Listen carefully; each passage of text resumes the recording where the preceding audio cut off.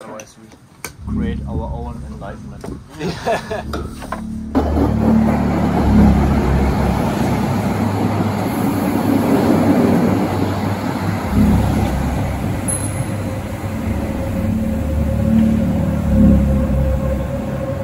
Like in that sort of isolated, let's say, asleep society, having this experience is literally like winning a cosmic lottery. This is your true nature that you kind of glimpsed into when you read Eckhart Tolle. Yeah. That's so true as it can get. Yes. But in order to realize it, there are like other steps needed. Oh. Right? It was 7 years of a dark night. Right? Me too, man. Me too. Yeah, I know. Sometimes if you get lost, you can spiritualize it and romanticize it almost as, oh yeah, it's like, it's my dark night, and you give like the heroic kind of button on the chest, right? So I'm the dark. But then actually, if you like would have met the right therapist maybe earlier, maybe you would have saved yourself many months or even years of suffering. It's like a state of rebellion against the fatherless society and the lack of initiation. Right, exactly. And then you Tyler Durden yourself. Yes. It's like, fuck it, I do it. Fuck yeah. And then you get the nice toothpick. The autonomy brings the desire, the fire, the tension, the anticipation, the strength, and the closeness brings the heart, the softness, the bonding, the depth. Right? And this is actually love. Sacred love is kind of a sacred separation between two individuals that remain in their autonomy, but use love as a means to transcend individuality. Don't put the creation for the creator. That's good. Enjoy his fruits. Oh, I love that. But yeah. That's good. Never, ever, ever. Because then you get attached and then you lose what you're attached to in order to wake up again. It's an interesting thing about topics from trauma, or especially complex attachment trauma, is they don't show up as what they really are. They show up in a million and gazillion different behaviors and external reference points, but not in what it is. Sometimes things need to break and just getting fucked up in order so something new can happen and get created, like this moment now. Let's see what happens. Let authenticity make the noise. Welcome to this episode. Welcome back. Or welcome first time.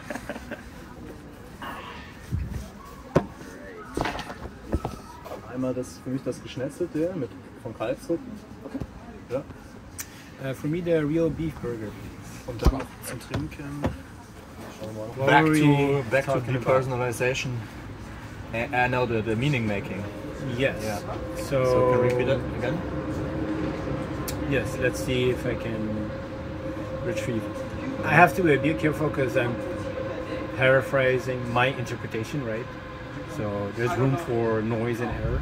But basically, he said that these radical non-dual teachers like Angelo and Suzanne on duality, that they are not really embodying the non-dual insight, but they're rather disembodied, and they are in a depersonalization, derealization, where they are people that enjoy that state, which is already, I have criticism about that point. And one of the points that he makes is that Angelo talks about like how experience is formed phenomenologically, and he points to like this 10-fetter model. I don't know if you have it's of objects that seem to be there. They're not really things out there. That's a construction in the mind, which is like a hook mechanism, and the same for space and time and self, etc.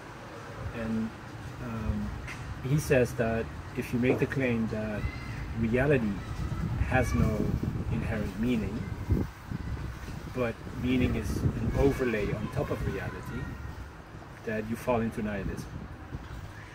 And he basically rejects that and says actually perception inherently has meaning making in it, all the way to the bottom of perception. With that, I agree. Yeah. Like our brains have evolved Me too, man. over billions of years with an agenda. Yeah. You know, that is meaning. It's like it's an integration of some really human aspect of psychology, right? Right. That would be also the archetypes, the symbols, Yes. patterns, Yes. right? Instincts that Yes. project like their biological needs or social needs onto reality, Yes. right? Yes. So yeah, With that, I agree.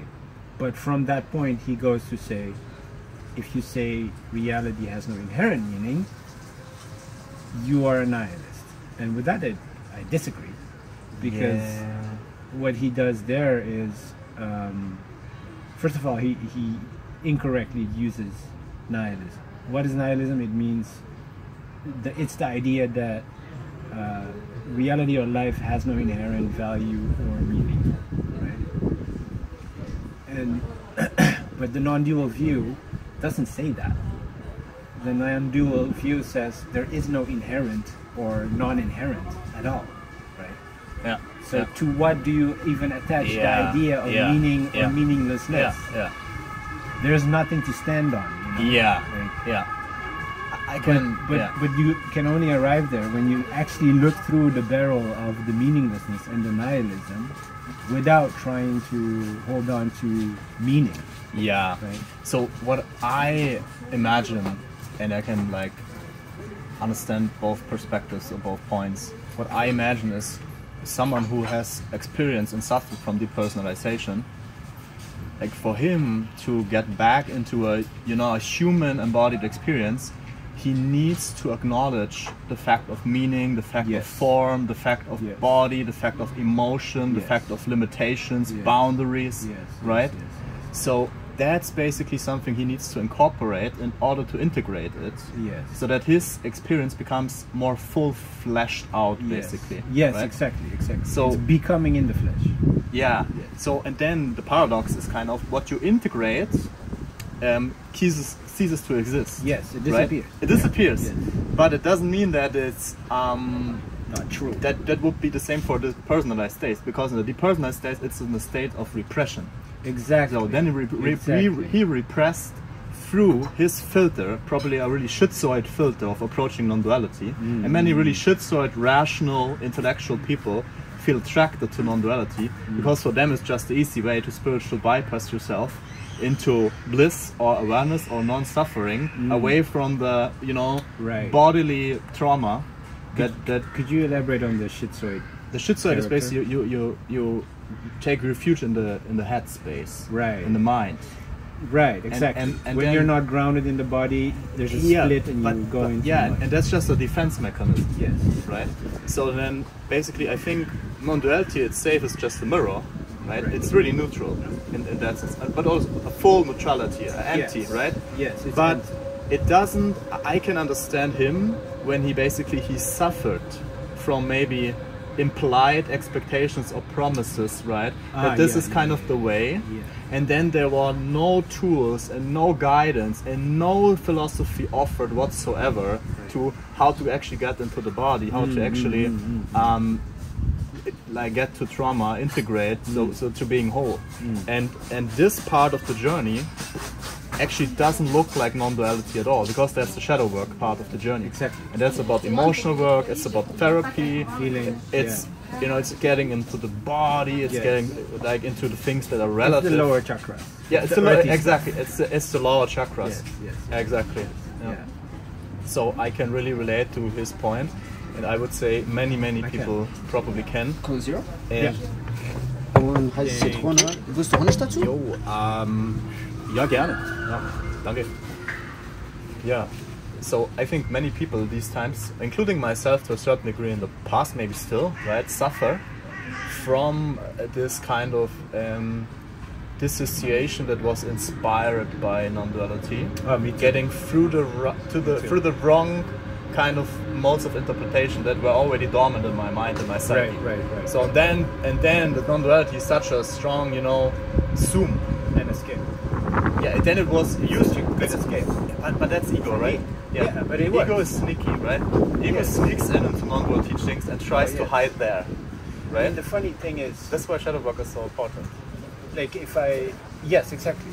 If I look at my own experience, Thank you. I had a fair bit of trauma, right, since Yeah. childhood. Yeah.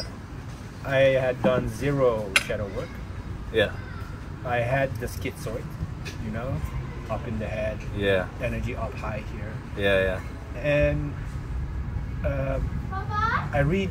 I'm like tired of fucking life, you know, Yeah. and of like this fucking hedonic treadmill.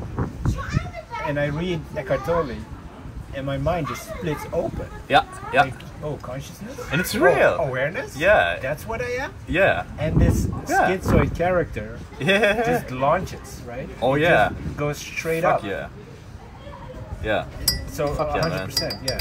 So, and then I would even say, this is your true nature that you kind of glimpsed into when you read Eckhart Tolle. Yeah. That's as true as it can get. Yes. But in order to realize it, there are like other steps needed, Oh, right? it was It's 7 like- years of a dark night. Right? Me too, man. Me too. Yeah, I know. And still sometimes going through the circles and cycles Yes, of yes, it yes.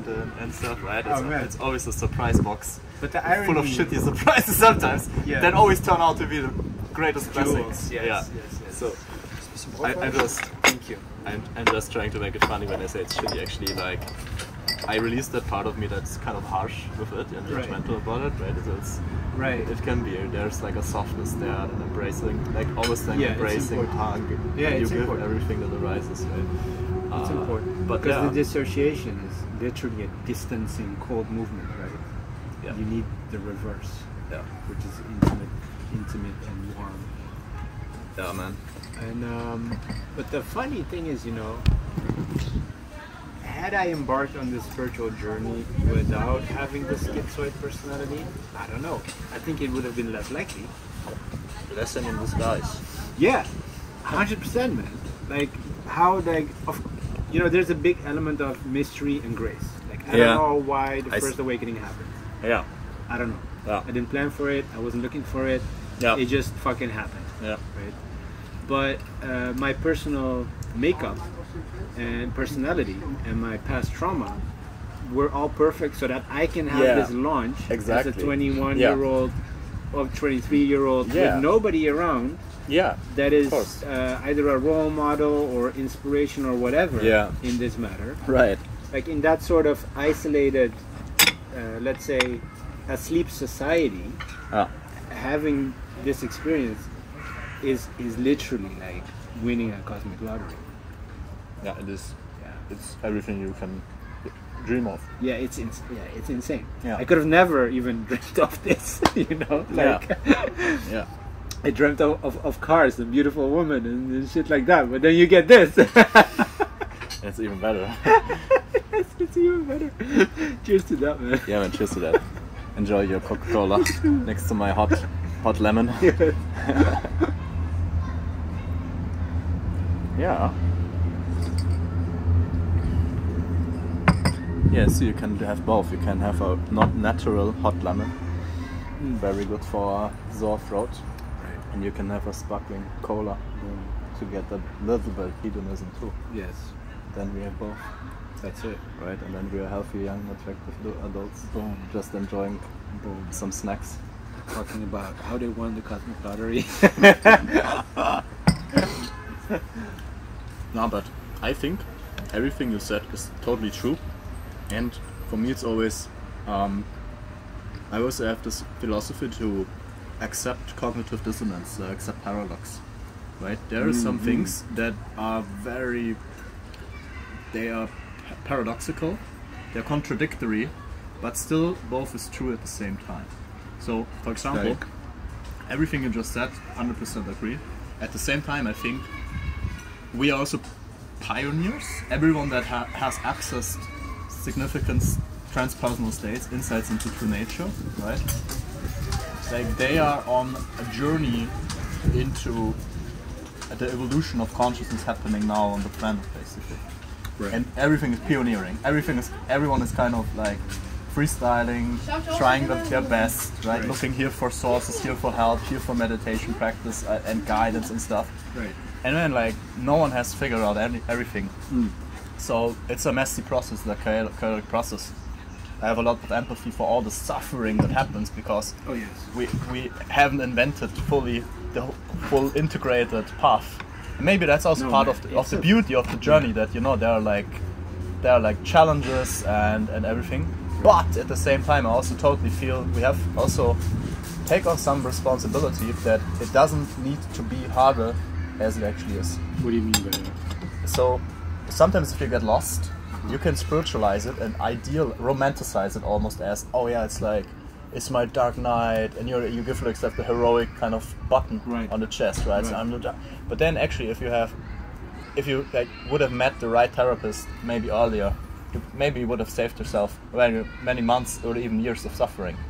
Because he would just have given you a relational experience, for example, and the right container to process things or to even look at the things, getting out of blind spots that you're just acting out, calling it your spiritual awakening and journey, and then radically reducing the suffering, helping you to integrate. Right.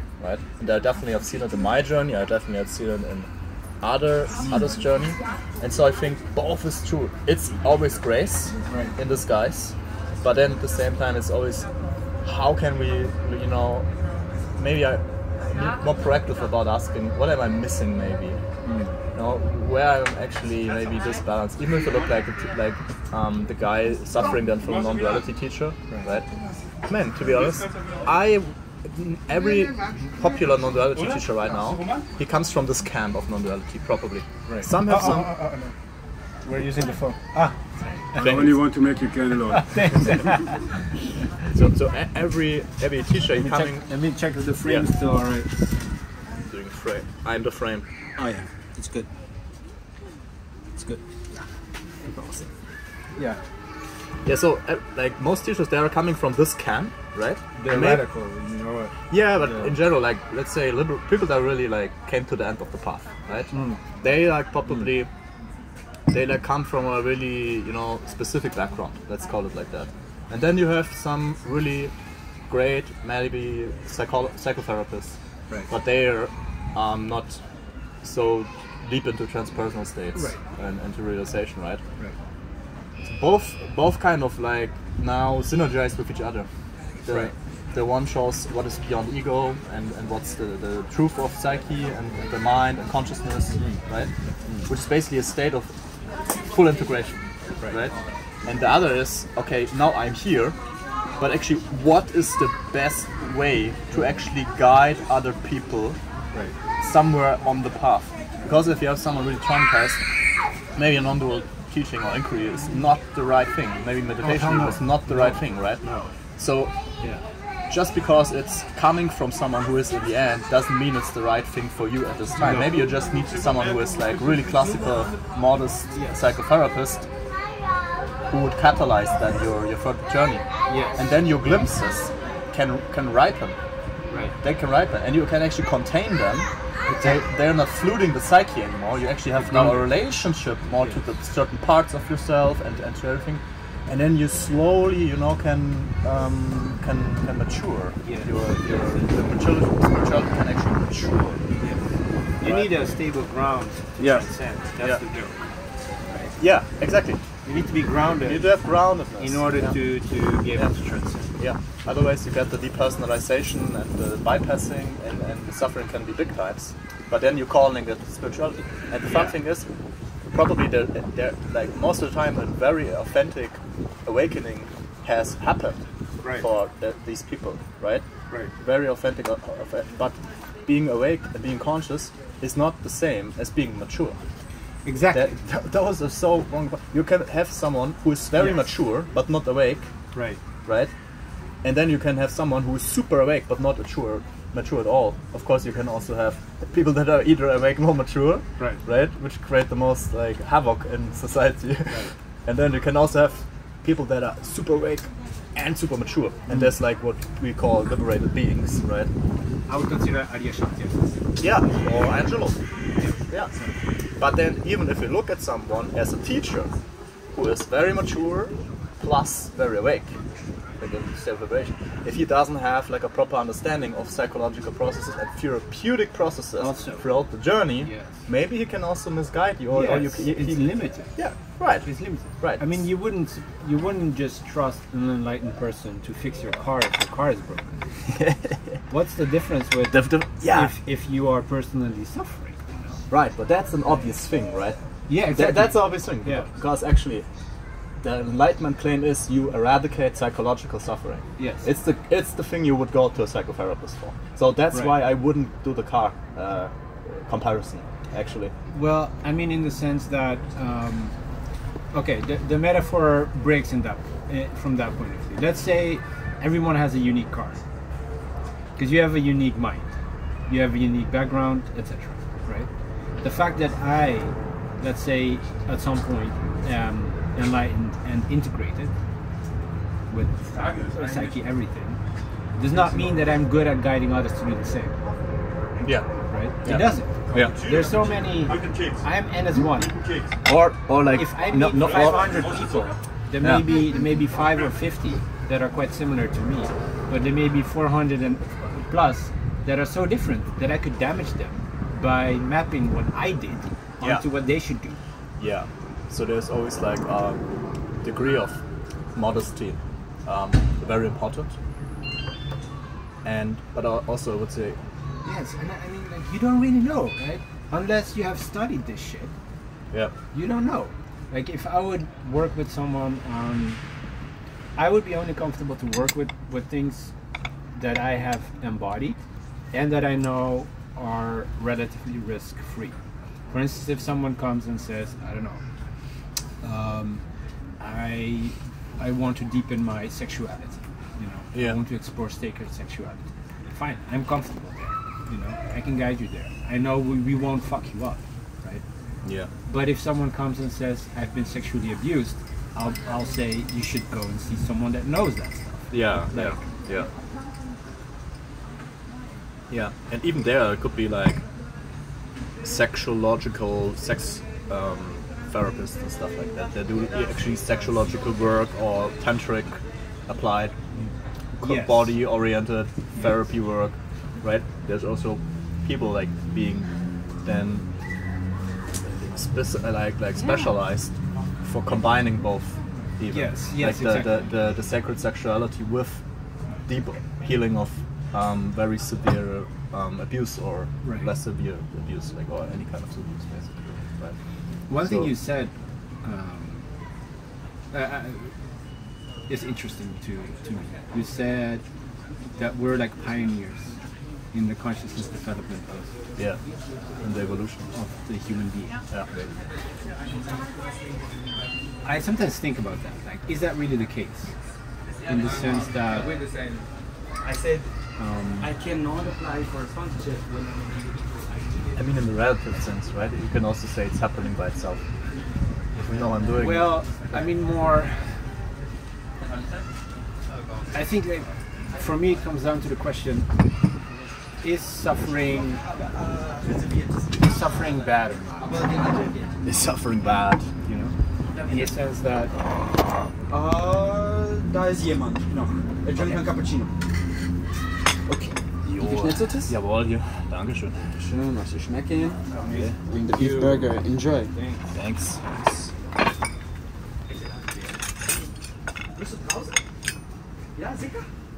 So in Germany, this would be called a Leichenschmaus. A Leichenschmaus, because we just opened up the question: is suffering bad? And then, while we like discussing, we're just jamming down. boom. Okay, This plate of let's enjoy delicious food. this food.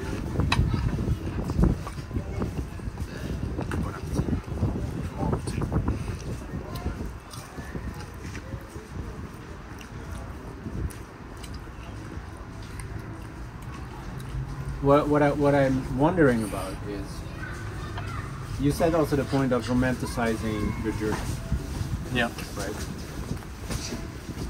Seeing us as pioneers,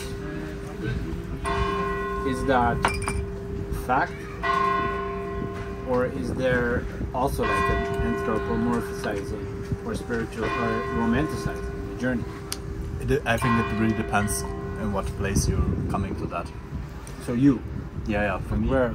Yeah, for me, when I said that, it was more of an, expression of so creating a frame to make sense of why things getting fucked up. Because everything is kind of new. We are in an explorative process as a species. Things haven't fully integrated yet between spirituality and therapy or trauma healing, right? So people are doing that. They're on the edge, on the forefront of building the right understandings, frameworks, therapy modalities, global awareness and consciousness in that sense. Yes. Not speaking about like a heroic identity and getting into the ego inflation, but just factually, just saying that that's just a fact of the time we're living in right now. I would say that, yeah. Yeah, but there is you can describe that, right? You can just have a descriptive point of view where you see that some people are awake to the non-dual self or on their way, and the majority of people is not.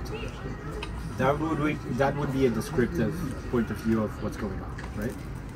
Yeah. But you could also be prescriptive and say the people that are not awake, they should be awake. Yeah, but that's not what I said. Because it's better. No. And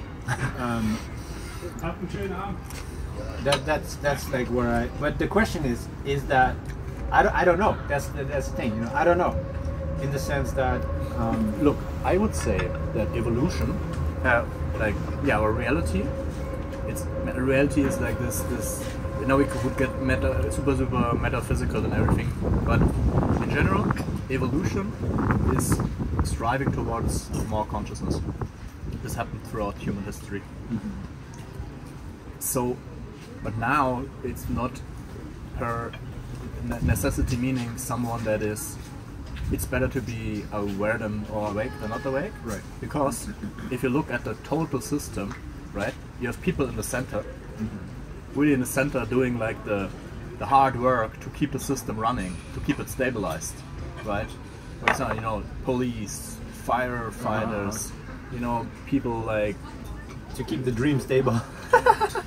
Yeah, to keep a functioning society stable, that we are having the privilege of eating this food right now. The guy who bring this, the cook in the kitchen, right, who I'm very grateful for example. So all those things, without them, the pioneering would just not be possible, because we all would crumble back to baseline. Thank you. Because we would all crumble back to baseline human needs of survival and safety. The question of waking up wouldn't even come to our minds, right? But then there are the guys, Carl Jung called them the boundary dwellers. They're between the new world and the old world, kind of, and they have a really unique role and function in this society. It's like the expanding of consciousness and slowly transforming and transmuting. And for me, that's not like creating a hierarchy of better or worse. Right. You can do that if you want to, like in terms of a hierarchy of consciousness, probably. But it's not a value hierarchy, because everything is like a big part of the big clockwork enabling the evolution in the first place. Right. Yes. Yeah, this was almost more a mechanical statement. Yeah, exactly. So it's not value, but it's a natural instinct for life to go from confusion to clarity. It's like the same if you look at the watch. It's not even an expensive one, right? But then you see, look, there's really shiny and stuff. That's what makes it beautiful, right? And it can show me the time. Look, with the Zeiger here, it can show me the time, right? And then, but it's the same if you say, yeah, okay, but without the inside, it couldn't be here, or it couldn't get, right. It couldn't function. Yeah. Oh. It is very interesting. Are you familiar with involution? Involution? Yeah. No. It's very interesting. Like I'm not really known into the concept, but it kind of reverses evolution. In the sense that evolution describes nature as though it is growing into something, and involution says actually nature is growing backwards into the source, into truth. Oh yeah. I think both is true at the same time. Right. Yeah, I think it's one of the contradictions. Yeah, I remember. I'm really sorry. No problem. No. No, we got more adventure. Could I have a We got- tissue? Of course. No, we got more involution into the video. Just the evolution. Sometimes things need to break and it's getting fucked up in order so something new can happen and get created. Like this moment now. Let's see what happens. Let's see what wants to come through. Thank you. It's good food. Yeah, man. It's good food, good burger. Is it good meat? Yeah. The real beef Angus steak burger in an Italian restaurant. Shame on you, you didn't try the pasta here or the pizza. Or me like eating the German fucking. wie schnetzel this. But it's not even like a really Italian place. It's called Polchen. Oh no, Polchen Panther is Italian, right? It's an Italian comic? I have no idea. Ah, Yeah, right? Yeah. Oh, fuck. Then it's actually a really solid Italian. Okay, even more shame on us. No,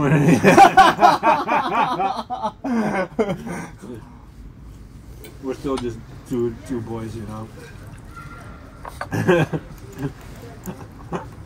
Damn, man. Damn. That's fucked up.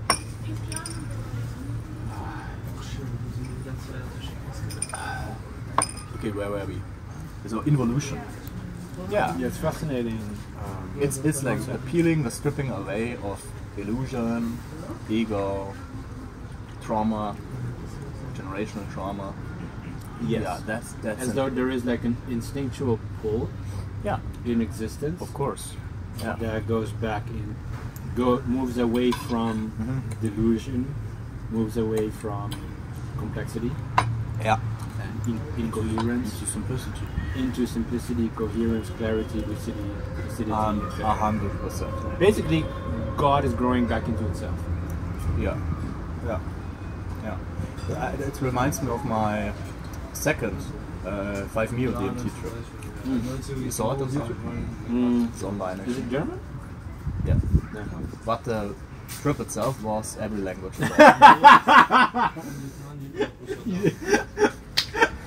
Man, you're so well cultured.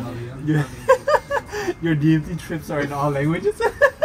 It was, let's call it, it was the universal language of consciousness. Tell me about You it. haven't seen it? No. Oh man, you need to fucking, I show it later. Do you have subtitles? Yeah, but man, it was just a crazy wild 5 Mio DMT trip where I'm just like exploding into life force. I was totally accessing the lower chakras with the trip on a beach in Mexico. It was really this feeling of I pierce in through earth and reality and the beach and the sand. It was the infinity was in every sand core, right? Whereas in my first trip it was the other way around. It was the finite was in the infinite, and now it was like the infinite was in the finite in this trip, right? So this, and then how I called the trip was, I called it primal prime time, right? It's like primal prime time, and then it was like we come back, we started as caveman and we come back to enlightened caveman. Yeah. And this was my feeling. I was there, I was like, I'm the first human. Was in a movie, but also I'm the last human. And it was, oh no, we are here again. Wow. 360. Wow. Right? Incredible. It was so raw and simple, but majestic and full, and everything was encapsulated there, right? Wow. So in that sense, 100%, it's simplicity, involution, evolution, right? The evolution reveals the involution. Right. So it's the snake eating its own tail. Right. Yes, exactly.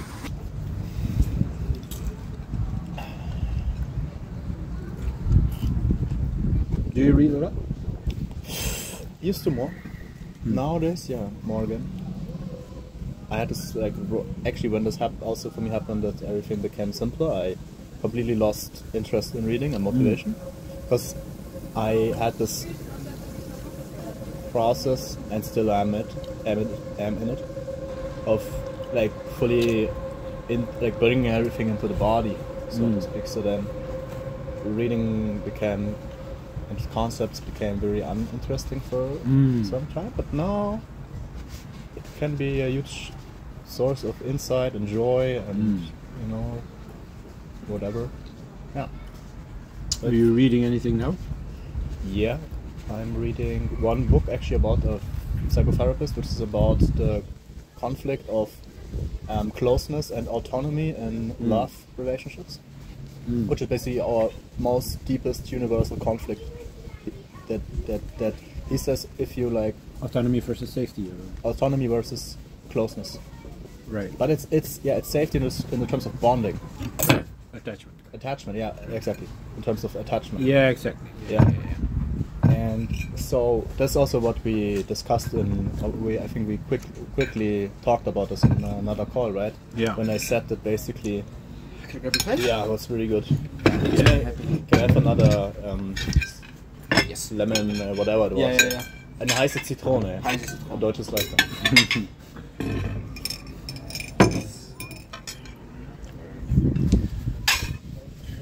Do you have toothpicks?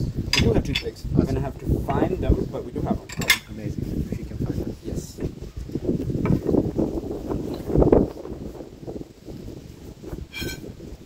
You just want them to look more cool, don't you? But it actually looks cool with the style. It probably and does. The hat. No, I was at the dentist and he gave me these different toothpicks, and since then I'm like, it feels good. It's cool, man. Definitely.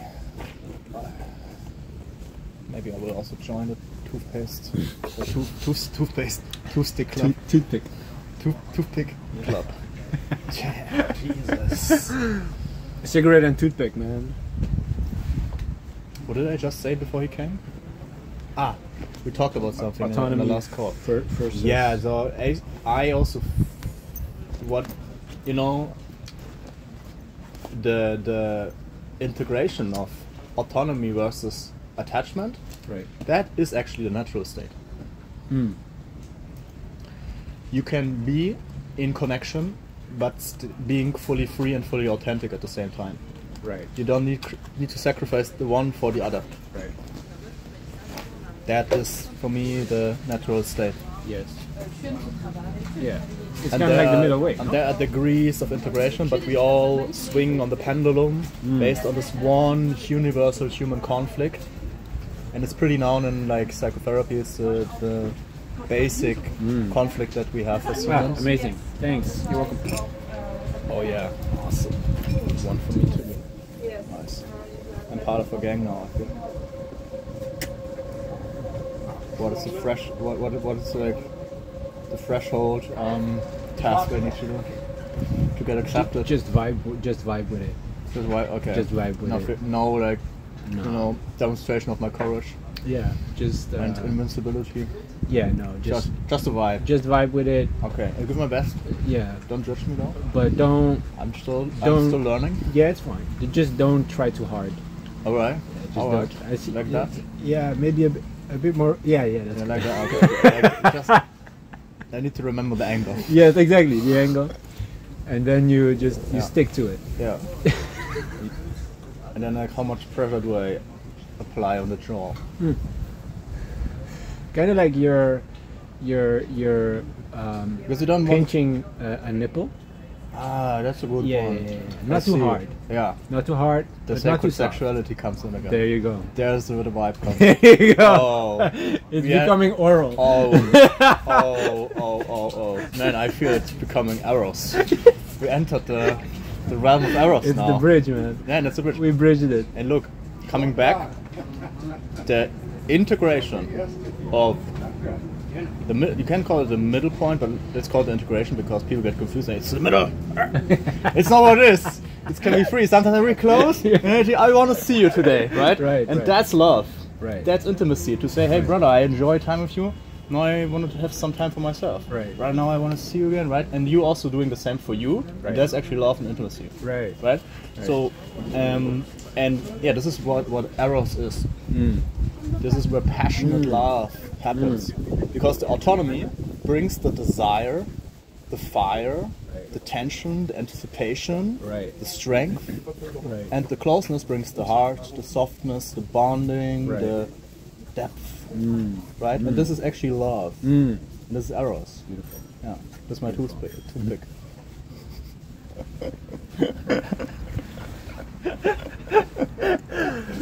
No, I'm fully. That resonates. I feel the video became so much cooler since you smoked a cigarette. Right? You did. You want to fake smoke one as well? yeah. Maybe I will start smoking just to aura farm the shit out of this video.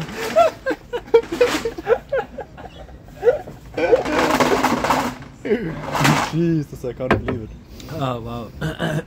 We should do this with proper audio video next time. Yeah, man. Yeah, but we have like, I guess, a decent audio. If this one is not betraying me. If you don't have the autonomy, there's gonna be shadow love at play. Yeah, that's just codependency then. Exactly. Yeah. There's gonna be neediness. There's gonna be Complete self-betrayal. conditional. There's gonna be anxiousness, avoidance. Oh yeah. Those things will be there. Oh yeah, especially anxiousness. Right. And avoidance too, yeah, right. Because it's like the pseudo-autonomy. The avoidance is pseudo-autonomy. Exactly. It's a protective. It's a replacement for being actually safe in your autonomy. Exactly. It's a defense. Thank you. Of course. It's a defense. It's a protection against merging and symbiosis. Right. Where someone is then trying to control you. Right. When you don't fear of the separation. Yeah, you don't feel your own needs anymore. You sacrifice yourself for the other. It's enmeshment, exactly. Yeah. Enmeshment, symbiosis, like, but a childlike symbiosis. It's not a mature form of union. It's not what it is, right? Because in the union, both individuals become one. Right. In the symbiosis, the individual ceases to exist. Right. And it becomes like, it's a regress back to childhood, basically. Yes, exactly. And then it's always, you always feel like resentment towards the other person. Right. Because after the initial, which is honeymoon phase. Yeah, the honeymoon phase, actually what it is, it shows you how it can be. Right. It's the expansion state. Right. And then when the relationship, settles more, then it's actually when the attachment patterns are showing up. Right? This is actually when there's when maturing happening, when challenges are coming, and when you're able to solve this conflict, then a mature love relationship can actually happen. Right. You come back to the honeymoon, but it's not an integrated honeymoon without all the rush of endorphins and dopamine and stuff. But the ground of oneness, of love. Yeah. It can stay there. Yes. Maybe there will be challenges, right? But that's why it's also like a path, right, to self through the other, through the mirror of the other. Yeah, exactly. But you don't confuse the other for the love. Yeah. Right? No. That's the. If you do that, that's if the you enmeshment. Yeah. You should never like put creator before the creation. Put what? Never put creation before the creator. Never put the creation before the creator. Can you elaborate on that? You can enjoy the creation, which, for example, the other form, but don't put that before that's source. Good. That's good. That's don't put the creation for the creator. That's good. Enjoy his fruits. Oh, I love that. Yeah. That's good. Never, ever, ever, because then you get attached, and then you lose what you're attached to, in order to wake up again. That's actually what it is. You get attached from shadow, not from autonomy. From shadow, from ignorance. Yeah. Ignorance is basically unintegrated shadow. Yeah. And so shadow is the belief that you're still a wounded child in need and in powerlessness. Yes. You haven't, and actually you can wake up to this fact right now to see that you are grown up, that actually don't need the other one. What then happens is, if you go into autonomy, maybe you feel like a flush of, the nervous system reacts to it, because the nervous system maybe still, or most likely is still in the state of childhood. But this is an energetic experience, right? If you have enough containment and awareness, you can just observe that and give yourself basically the love that you actually look for in the other person. Yes. If that's too much, because the attachment does provoke or touch too deep wounds, you should consider someone helping you in direct relationship. But what does the person help you? It gives you a self-regulating container through a relationship experience, showing you how you can hold yourself, how you can love yourself. You internalize the therapeutic function, and the therapy, you carry the therapeutic function with you. Now you can do it on yourself. And so now you are better equipped in the dance between closeness and autonomy. Yeah, exactly. Because you strengthen the autonomy. You strengthen, actually you strengthen the ego. Yeah, exactly. You get more ego strength through that, And the autonomy is the authenticity. It's like it's your personal power, it's everything. It's your true wants, individual. it's your true wants, your true yearnings, what you're really passionate about, what you really want, what you really want to express. It's knowing your boundaries. It's the beauty of autonomy. That's the beauty of autonomy. It's the realm of the father too in childhood. So the father shows you the world. The father helps you to do steps into autonomy. Because it can be scary, because then you lose the object of attachment, which is usually the mother.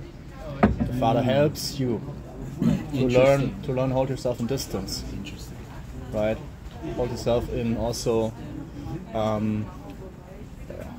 like how do you call it? Aufschieben von Bedürfnissen, like needs, putting away needs for some time, not needing to have any needs fulfilled in a moment, That's containment. It's kind of like a fasting. A fast regulation of emotions, affect regulation.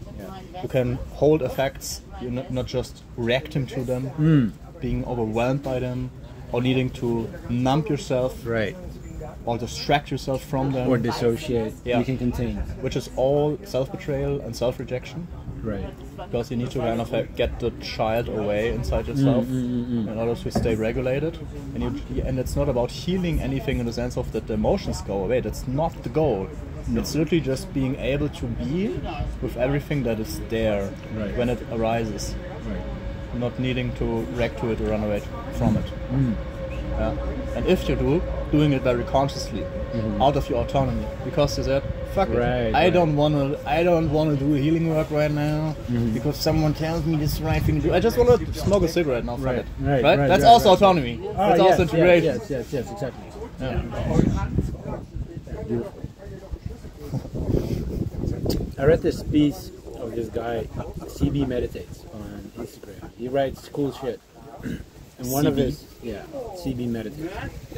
And one of his pieces was that sacred love is kind of a sacred separation between two individuals that remain in their autonomy, but use love as a means to transcend individuality. Define transcend. As in transcend the ego structure in and of itself. But what define transcend? What does it mean? So basically, I feel I know what you mean, but for people watching, because what is usually the implication of transcending? Getting rid of, going above. You know what I mean? Yeah. No. That would be an immature transcend. The mature transcend would be that you basically surrender to God. And love and sex is one of the most powerful ways. A good example is orgasm. Let's say you are fully identified with ego, And there is that ego has, you know, shadows and etc. Right? An orgasm is a moment where the ego structure briefly dissolves. It lets go, right? And if you are such a person that I just described, for you it will just be like a very good, amazing feeling. You know, like you feel like it's such a release. Yeah, you know? It's such a release. You sort of you're Yeah. literally dissolved, right? Yeah. But if you have such an ego, we could call it an immature ego, let's say. Yeah. Then you kind of miss the power of the orgasm, in the sense that in the orgasm there will be ego structure dissolves. You have this amazing feeling, and that's it. You see it as an amazing feeling. Yeah. Right. But if you have a mature ego that is sensitive for your true nature, for God, for the transcendent, then an orgasm can actually be a means to really meet God consciously. Yeah.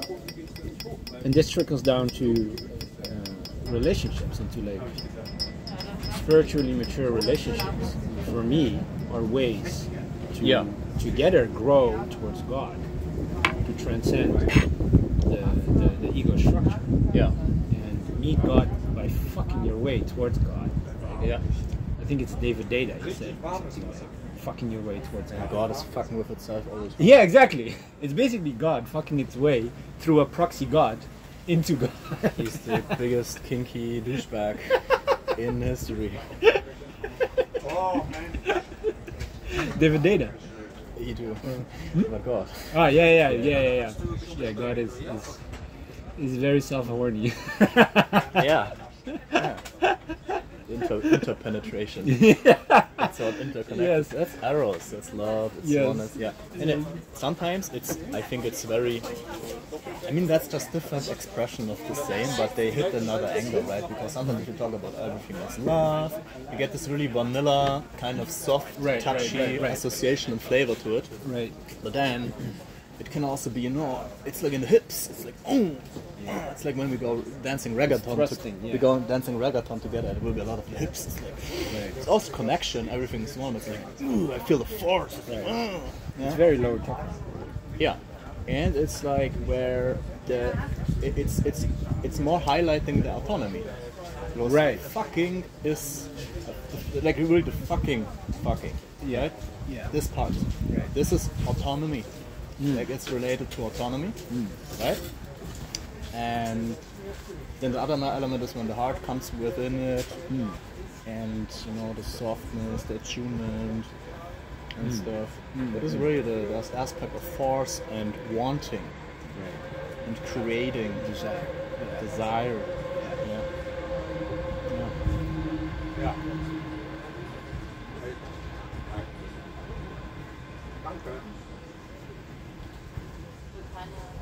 How is the stick going? Stick. Yeah. I think you're doing pretty well. Yeah, man. I'm already accepted. Yeah. Yeah, getting there. Getting there? Getting there. So you're keeping your own arm's length. So.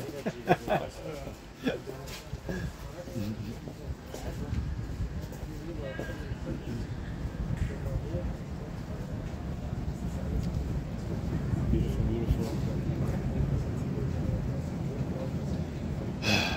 Is there anything else we need to talk, either new things or about still existing topics that we covered? There was the transcendence now was interesting. Yeah. Because I also want to maybe bring this in here. Because transcendence is not, how do you call it? You know, overcoming or something. No. It's like integrating, and through integrating, open yourself for the emerging of some new layer without the old disappearing, though. Yes. It's not an escape. Yeah. A lot of transcending on the but then the spiritual context community of the new, is an escape. But then also the context of the new that has appeared completely also changes the nature of the old. Yes. Of that what has been there before. Exactly. Yeah. That's like, It's another for me, quality that's then, the traditional tantric path. yeah. It's exactly that. Yeah. You start out as a separate self in a seeming physical reality, and you use whatever you have as a means. You use your senses, you use pleasure, you use suffering as fuel to transcend out of the illusion that you are a separate self in a physical reality, which indeed changes your starting point, right? Because when you arrive back, quote unquote, then you see, there never was a separate self. Yeah. There never was a physically independent You reality. guys doing okay? Amazing thing. Thank you. So it's exactly that. Yeah.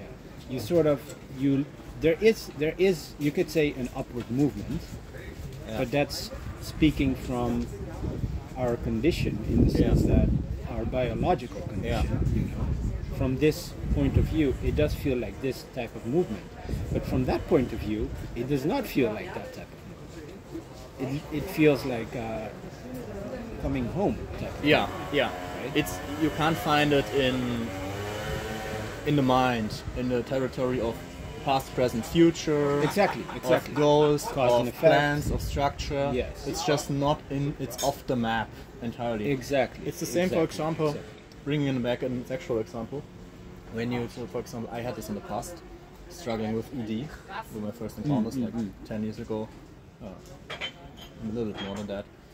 So when you have performance pressure, you want to function, you want to impress, right? You want to leisten. What is leisten? It's like You're gonna perform. perform, but it's like achieve something. Yeah. Prove that you're a man. Yeah, and so that's a very specific mode of consciousness, Yeah. right? Where it's about my worth is basically measured about how well I'm doing, or if I'm doing a certain way, if I fulfill a certain image or a certain perceived expectation. Right. That's a lot of pressure. It's a masculine wound. Huh? It's a masculine wound. Yeah, it's a masculine wound. Yeah, for sure. It's like a wound in general. Women can have it too. Right. But yeah, the compensation is masculine. Right. Of that, it's trying to solve Overcome it. unworthiness through doing more. Exactly. Right? And shame and powerlessness through Yeah. doing. Yeah. Right? So, and then the problem is not the doing. The problem is, so to speak, the place from which the doing happens. Exactly. And that's a certain mode. And that's like the performance mode. Right. But then there's the other mode, and that's more the experience mode, I would call it. So in the experience mode, you don't look so much on, is this working? Do I getting results with this? How is someone reacting to me? Right? You're more like attuned to senses, sensations, just exploring. You're coming from a place of curiosity almost. It's like, oh, that's interesting. Even like, for example, you would not have an erection.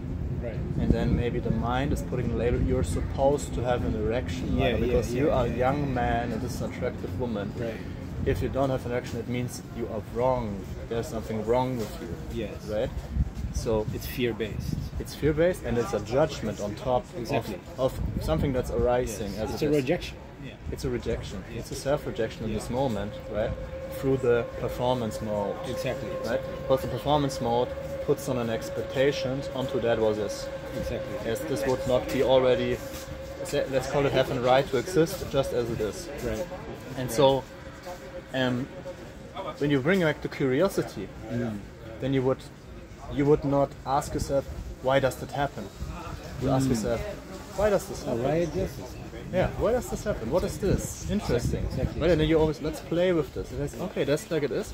What doors of exploration does this open? Okay, now I can't penetrate, or I don't want maybe, so what else is here? Right? And this puts off the pressure, and then maybe you're more into looking at each other, maybe massaging, Right.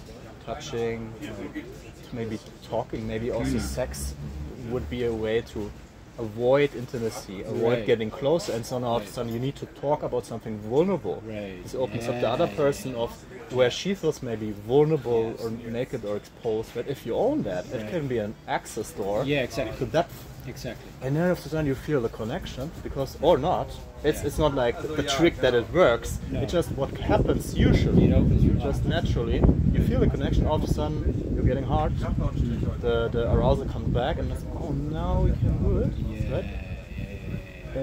But it wants to happen is this way. I thought before, I want to have really hard, rough experience with her, and now it's more, now actually I want to feel her more. Right. Yeah. And then, but the next time maybe it comes out more strong, Right. wild, right? And then that's authentic. And you go, and then it's you go out of your own way to let this through. Right. Right? Yeah. So Yeah. Beautiful. yeah, that's the different modes of experience, and that's something really practical. Where you just can basically almost reframe any situation like that. Yes. To always like ask yourself with curiosity, why does this happen right now? And Yeah. always that's what the experience that arises. You can almost gently just touch it over the face and say, hey, good that you're here, right? And just build relationship, and then from then, and this comes back to your point, consciousness wants to awaken anyway, so you don't need to really stress yourself about progress or evolution, because sometimes you tell yourself, oh, when I'm just hugging everything and accepting, where's the progress, where's the evolution? Because there's a desire for autonomy and to evolution and growth and expansion, right? But the part that arises wants evolution. It wants just revolution with to be inclusion. freed up. Yes. So if you do that as the first step, the evolution will follow absolutely naturally in a faster pace through going slower. Yes. Yeah. 100%. And that is the path of least resistance, Yes. right? It is. It's letting go of control, letting go of force, of expectations, and then through doing that, through relaxation, you see, oh, how much the nervous system is actually accustomed to a state of tension and holding down, and doesn't feel safe, and the most natural thing in the world, just being present and relaxed in this moment. And if you still think that, or experience that to some level, this is still where you are entrapped and encapsulated in childhood, bringing childhood into the present, or the bedroom, or wherever. The only situation where it's okay to bring childhood in the bedroom. No, even done not right. It's not okay. Metaphor. It's a little bit ridiculous. But it's like it doesn't need to be there. Right. It's just it comes here because it looks for resolution. Right? But I told a client recently that he was always trying to really find how can I please the woman. Right. And it's almost like having sex with your own mother, because this was the exactly. This was like the pattern of his childhood. Right. Not in the form of sex with his mother, but in the form of what are the needs of my mother. I don't feel my own needs, take up so much space, right? And then for him was, even though on the surface he expresses very we call it then maybe masculine or autonomous, in the sense of look how I'm pleasing her, look how I'm fucking her and doing these things, right? Maybe multiple times a day or a week. Right? But then he always does this out of a place of necessity or tension, because he thinks if he doesn't do that, she will leave. Yeah, exactly. If he has like Still one fear-based. Yeah, exactly. If he has 1 week day where she sees him would see him not in his strength, she maybe would leave. Yeah, And that's the compensation strategy from childhood. Yeah, exactly. That's just an anxious It's attachment, trying to- acting yes. out and being trying to Yes. look strong. Yeah. Right? Yeah, 100%. The core of this is, again, autonomy and individuation, and like the core mechanism is the self-rejection. Right? You learn to self-reject as a child because, let's say, you haven't had consistent or predictable motherly love, so you learn there's something wrong with me. because I'm doing these bits to get attention and love from my mother. It's not happening. That means, conclusion, there's something wrong with me. There's the self-rejection. Right? The core wound of self-rejection starts so fucking early, man. It's already like when you're a baby, you're held as a child. Yeah. And then this, what you said, I find really beautiful, because it's like the place where you're doing it from, like this performative point of view, inherent in it is already the idea, I'm not enough, so I need to prove that I am enough. Yeah. Which is a fear-based mechanism. Yeah. And it puts you in a sympathetic state. Yeah, it's very sympathetic. Your nervous system. It's over-sympathetic, yeah. So you're tense, blood flow is lacking, and you don't get hard. Because it's survival. Of course, exactly. Yeah. And the self-rejection there, it's like your mind is fragmented, right? So you arrive at that experience with a fragmented mind. And this is why it's so hard to break this, you know? Like you arrive at the experience with a fragmented mind. So you already have a distorted view of what is happening. Even recognize you don't know what's happening. Exactly. You're like, oh, you know, it's not working, it's me, and you're already coming from this whole projection of I'm not good enough. Yeah. And thus, what you do with your fragmented mind, you perpetuate the fragmentation. Yeah. And you conclude, this part of me is weak, it's not manly. You create a new split. The new is on top. And the new split, layer. the mechanism of that split is again rejection. You reject yourself. And you try to take the opposite identity. Of, no, I will be man enough. I will get so hard, I'll prove it to you, you know? But like you said, the point where you came from is already fucked. Is already. And so the result of it can never be integration and autonomy. Right? In psychology they call that powerlessness counter-identification, which is basically just like it's a fancy term, but it's just like literally meaning that you felt very powerless. Right. Now you try to overcome, be very powerful and identify with that thing, and the other thing is shadow band. Right, exactly. And the funny thing is, you actually reinforce the original wound. You reinforce it. Yeah, now you are the perpetrator. Exactly. You become the perpetrator. Yes. But that's one thing of looking at it, and that would be. It's true, but it's not the compassionate perspective. Let's say it, because you can also just see it as that's a self-protection mechanism. It is. You learned to relate in a way that you are rejected and unworthy or good enough in order to not get rejected, in order to not get... you didn't stand a chance. You were like an innocent child. So, because the first step is, as you totally beautifully just said, recognition. You need to be aware what actually is what is the real source of my suffering, not in the a friendly way. Curious. Just ask yourself, like, for truth, what is really causing this? Right. What is it appearing to be? Right. Because the interesting thing about topics from trauma, or especially complex attachment trauma, is they don't show up as what they really are. They show up in a million and gazillion different behaviors and external reference points, but not in what it is. Other base needs of humans, like let's say safety, physical safety, food, or water, right? You just feel, I'm hungry, I'm thirsty, I feel safe, I need to get shelter because like the rain is coming. It's always when you suffer in that regard, you know why you suffer. Bro, we could have turned this on. Yeah, maybe, I don't know. Try. Or it's not working. I don't know if I turned it on or off. It's not supposed to enlighten us yet. I'll ask. But let me finish the sentence. Yeah. So it doesn't show up as what it is. No. Whereas the normal physical, you can starve to that and you know that you're starving. Right. But if you like have a problem with that of self-rejection, you think, for example, oh, my testosterone is too low.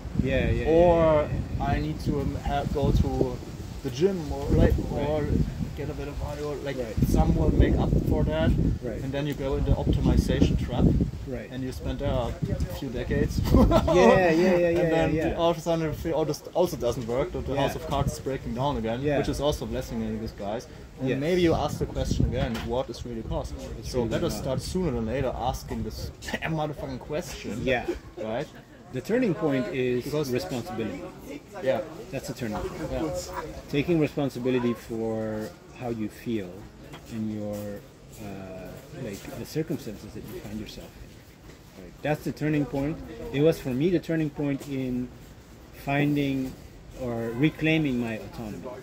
Was this pivotal moment of like, you know, it's just wherever this is coming from. Right now, it's in my system, and I'm the only one that's responsible for it. You know, what I feel, how I perceive things, etc. Without that shift, it's impossible. Absolutely. To grow from this and integrate this. Yeah, so it's absolutely about responsibility, recognizing it, that you can just recognize it through curious investigation, asking actually what am I maybe hiding from, what am I avoiding, That happens after. what are my, exactly, this opens like the field, right?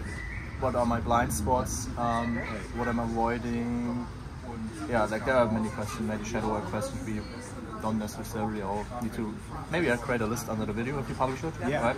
But then after that, if you saw it, it's not like another judgment layer.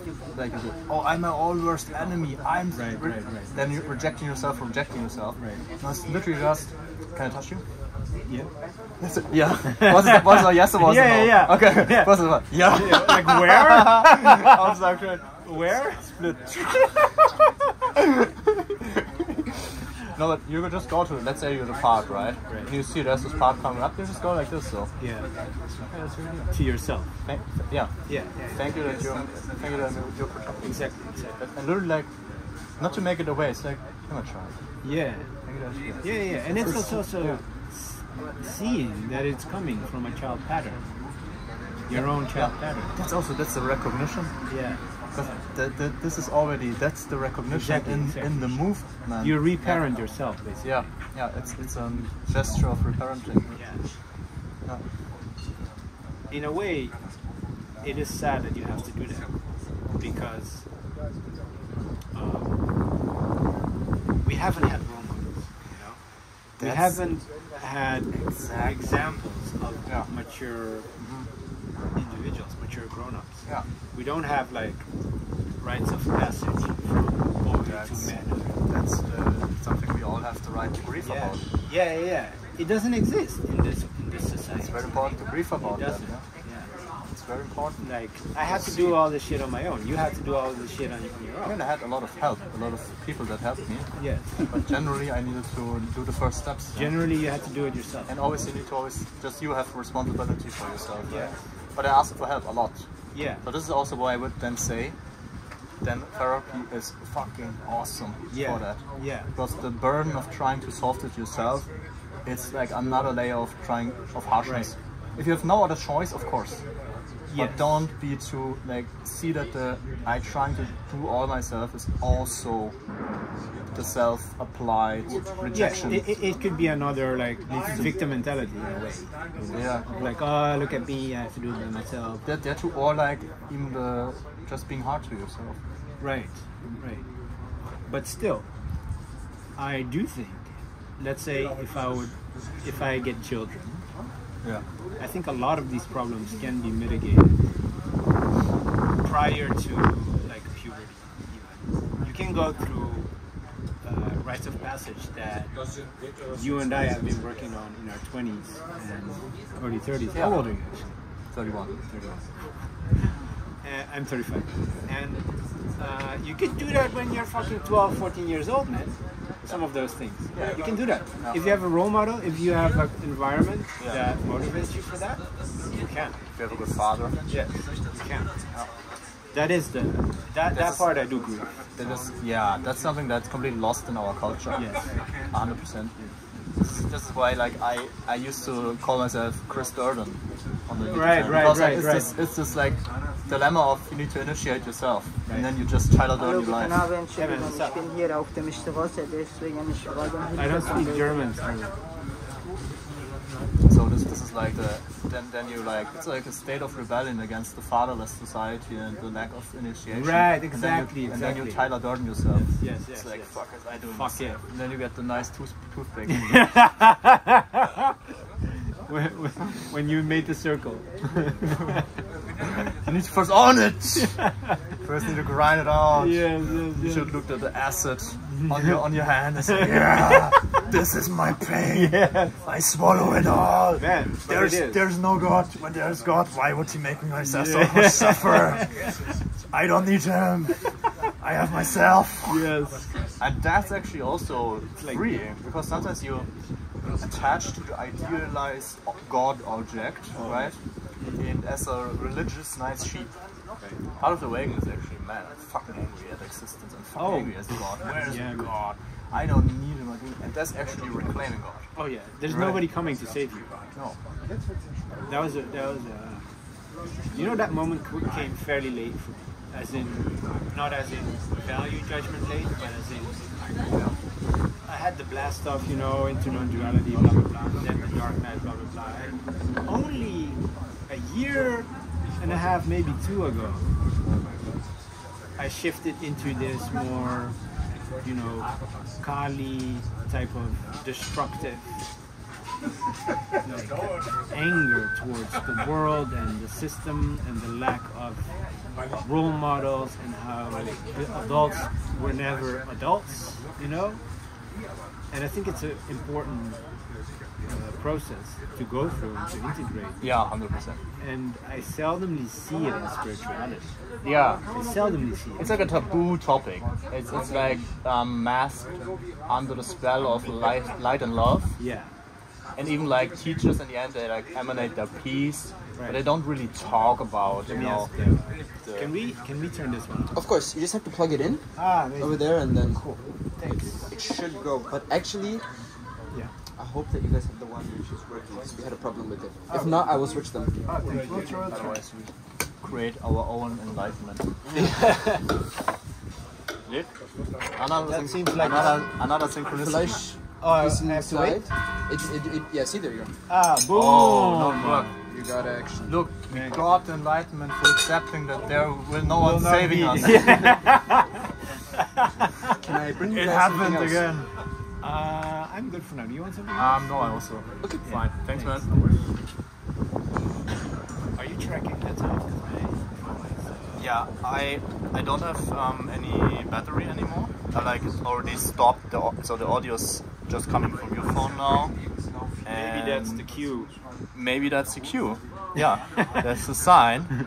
It's like, it's not because we ran out of. it's not because I weren't a mature adult that charge had the your phone. responsibility to charge. It's because it's spiritual. It's the cue. And what is it? It's true at the same time. Synchronous, yes. Because let's be honest, to have the possibility to do recording, it's fucking dope. Yeah, it is. Right? Yeah. But also you need to embrace life and accept it. And then it's still the lesson, grow from it. Yeah. Not to say, oh yeah, I was God. Look, this is how my rationalization maturity, you know. No, Not I romanticizing just at all. forgot. Yeah. No, look, You forgot. but I don't